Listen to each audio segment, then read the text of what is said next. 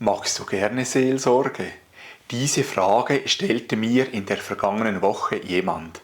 Wenn auch Sie eine Frage an mich haben, schreiben Sie mir bitte einen Kommentar unter dieses Video, die ich dann in der neuen Rubrik Frag den Pfarrer beantworten kann. Danke. Magst du gerne Seelsorge? Was ist Seelsorge überhaupt? Seelsorge hat, wie der Name schon sagt, das Ziel, seiner Seele Sorge zu tragen.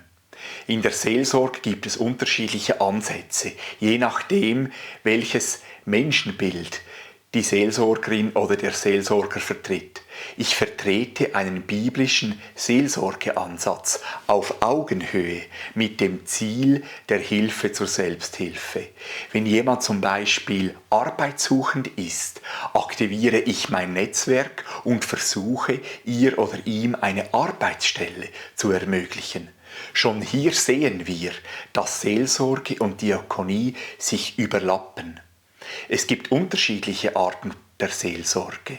Einerseits die Situation, dass jemand ein Gespräch mit mir wünscht und dann Kontakt mit mir aufnimmt. Andererseits gibt es auch die sogenannte aufsuchende Seelsorge, wenn ich als Seelsorger die Initiative ergreife und jemanden zu Hause oder im Spital besuche, weil ich den Eindruck habe, dass sie oder er jetzt ein Gespräch gut gebrauchen könnte.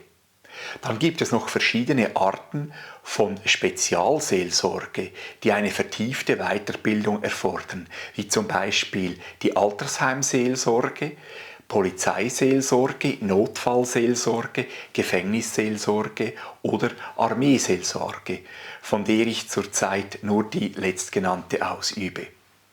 Konkret nehme ich mir für ein Seelsorgegespräch etwa 1 Stunde Zeit.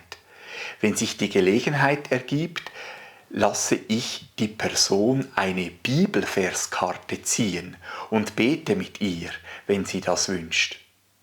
In der Kirchgemeinde reiße ich nicht alle Seelsorgesituationen an mich, sondern rüste zusammen mit der Kirchenleitung 2 Gruppen aus.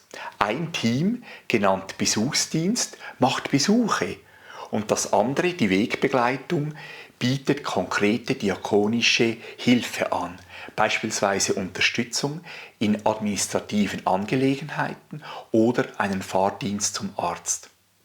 Als Seelsorger gehört es für mich zur Professionalität, dass ich regelmäßig Weiterbildungen besuche und selber Supervision, Coaching und natürlich auch Seelsorge in Anspruch nehme.